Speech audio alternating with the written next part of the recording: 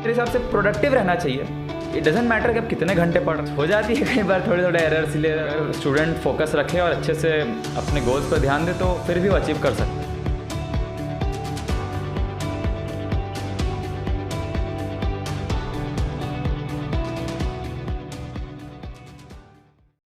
नमस्कार, मेरा नाम सीमांत है। भिलाई टाइम्स देखना शुरू कर चुके हैं आप।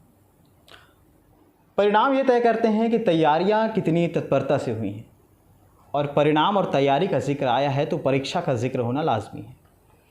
हाल ही में 12वीं का रिज़ल्ट आया, और रिज़ल्ट आने के बाद चूँकि कोविड के बाद शिक्षा पद्धति में काफ़ी सारे बदलाव आए, काफ़ी सारे नियमों में चेंजेस हुए।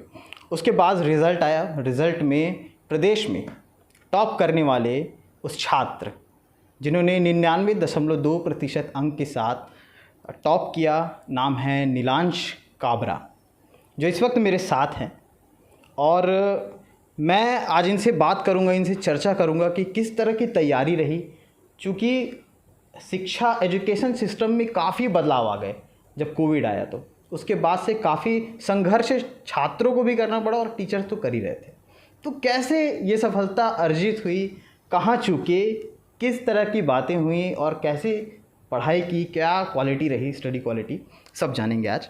सबसे पहले तो बहुत बहुत बधाई हो। Thank you so much. Thank you. और मेरा सबसे पहला सवाल है, 99.2% अंक जी, 100 से कहाँ चूके?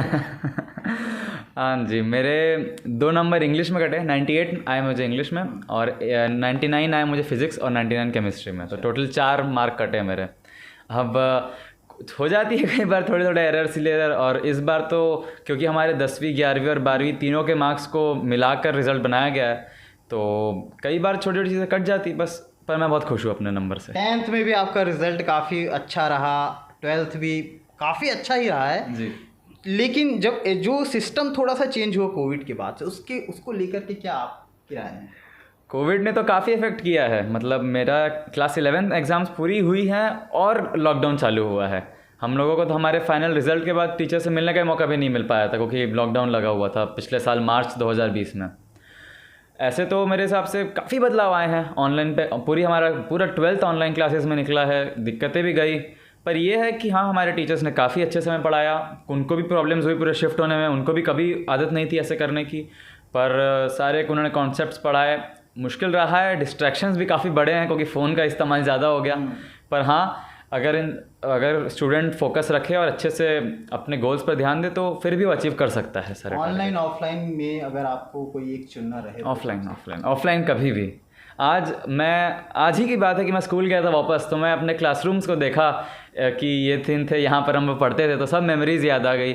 ऑफलाइन क्लासेस का जो तरीका था, जो वक्त था, वो कंपेरेबल नहीं है ऑनलाइन से। कहीं कितना भी बोल दे, जो एक टीचर से फेस टू फेस इंटरेक्शन होता है, बाकी बच्चों के साथ रहने का, पूरे क्लासरूम का जो एनवायरनमेंट रहता है, वो ऑनलाइन क्लास नहीं दे सकता। तो कहीं ना कहीं वो चीज़ें थोड़ी सी चूक हो गई। खली है कुछ चीज़ें तो खली है हमें कि भाई हाँ, 12वीं चूका है मेरा तो आखिरी साल था स्कूल का, वो भी मुझे नहीं मिल पाया।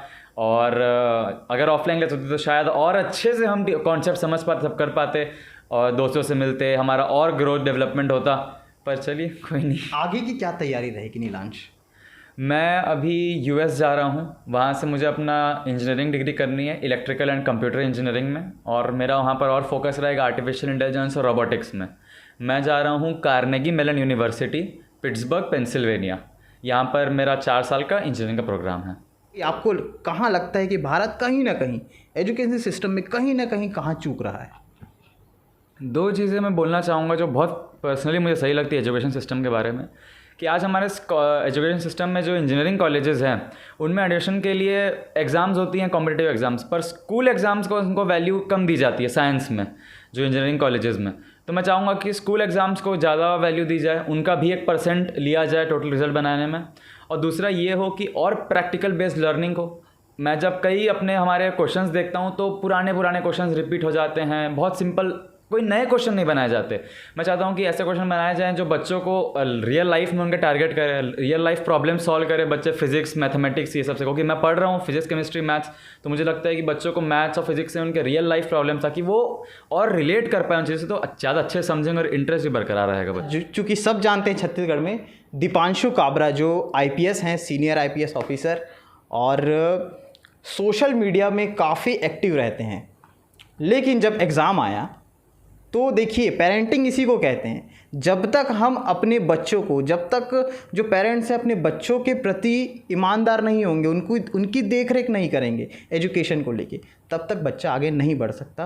और ये बखूबी एक मिसाल रही है कि सबसे ज़्यादा एक्टिव रहने वाले दीपांशु काबरा जी सोशल मीडिया से बिल्कुल कुछ दिन के लिए यूँ लग रहा था कि दरख्वास्त वो उन्होंने तब्दीली ले ली है वहाँ से। और उसके बाद जो तैयारी अपने बेटे के ऊपर उन्होंने की, वो तैयारियां लगभग सारे पेरेंट्स को करना चाहिए। चूँकि मैं ये नहीं बोल रहा हूँ कि वो IPS हैं, वो समय दे सकते हैं। IPS के लिए समय निकालना मुश्किल काम है कि वो एक जिम्मेदार पद है। तो ये सारी चीज़ें भी रही हैं आपके साथ। पापा और मम्मी प्रोफेसर हैं, तो एक इन्वॉल्वमेंट घर पे जैसा रहा, उसके बारे में कुछ बताइए। घर पे तो हाँ, काफ़ी अच्छा एनवायरनमेंट रहता था। मेरी मम्मी भी प्रोफेसर हैं रुंगटा कॉलेज में, वहाँ पढ़ाती हैं वो, और पापा तो आप जानते ही हैं। और पापा मम्मी का हमेशा से मेरे पर यही एक रहा है उनका फोकस। मैं अपने पापा मम्मी को बहुत थैंक यू बोलता हूँ इस चीज़ के लिए कि उन्होंने हमेशा कभी मुझे कोई चीज़ के लिए फोर्स नहीं किया कि तुम्हें पढ़ाई करनी है, तो कभी मेरे को वो नहीं डाला है कि तुम्हें पढ़ना ही पड़ेगा ऐसा वैसा।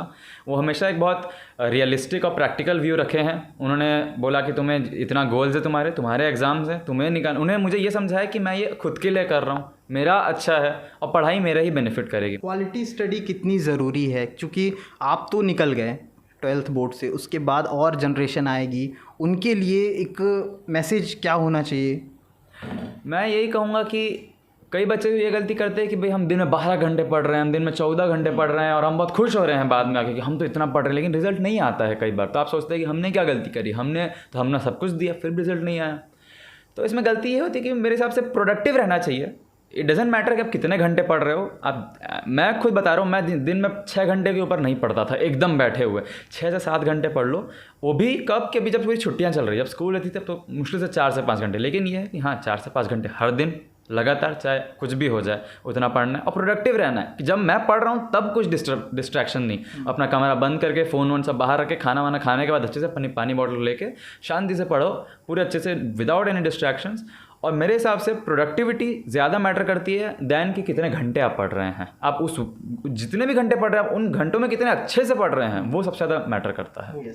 DPS has been amazing for me, क्योंकि मैंने अपने 11वीं और 12वीं में कोई और कोचिंग क्लासेस कहीं नहीं ली, कोई बाहर से मैं जाके नहीं पढ़ता था किसी से एक्स्ट्रा। जो हेल्प रही है मेरे टीचर्स की रही है, स्कूल के टीचर्स और मेरे पहचान में और जो भी टीचर्स रहे हैं मेरे, उन्होंने मुझे सारा गाइड किया है। स्कूल 11 में तो हमारी पूरी ऑफलाइन हुआ, 12th में भी ऑनलाइन, पर मेरे टीचर्स ने हमेशा मुझे हेल्प करी मेरे डाउट्स क्लियर करने में। कई मैंने कॉम्पिटिटिव एग्जाम्स भी दी, मेरे US के लिए भी, मतलब वहाँ पर भी इंजीनियरिंग डिग्री के लिए जो मुझे कोर्स मिला है उसके लिए मैंने कई और अलग से एग्ज़ाम्स दी, essays लिखे एप्लीकेशन भर में। उसमें मेरे स्कूल के इंग्लिश टीचर जो है मैम मेरी, उन्होंने हेल्प की। मेरे मैथ्स के सर, फिजिक्स के सर, केमिस्ट्री के मैम, उन्होंने भी काफ़ी हेल्प करी।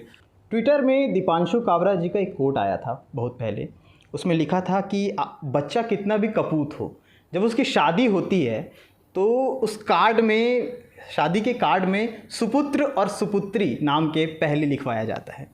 लेकिन आज उनके बेटे ने, नीलांश काबरा ने वो कर दिखाया, और भिलाई जो एजुकेशन हब का दर्जा दिया जाता है वो तमगा बरकरार रखा, लोहा मनवाया है एजुकेशन की राह पे, और लगातार ऐसे ही आगे बढ़ते रहें, भिलाई का नाम, देश का नाम ऐसे ही रोशन करते रहें। यही शुभकामनाएं भिलाई टाइम्स देता है। और इसी तरह की खबरें, इसी तरह के इंटरव्यू हम फिर से आपके साथ पेश होंगे इन सारे कार्यक्रम में। तब तक के लिए धन्यवाद।